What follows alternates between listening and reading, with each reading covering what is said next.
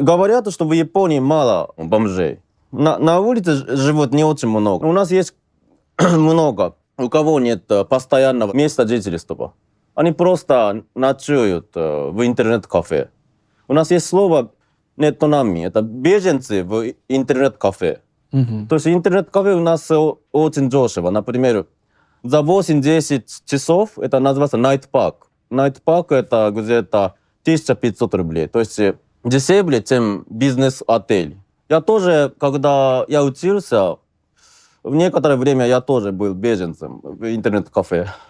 Только вечером возвращаются интернет-кафе. Потому что если целый день, это дорого, да? То есть, ну, например, за 6 часов. Но у каждого будет это своя кабинка. И там, например, напитки бесплатно, газировка тоже. И манго тоже можно читать. Блин, то есть это хорошо Да. обеспечено. Вот. Да.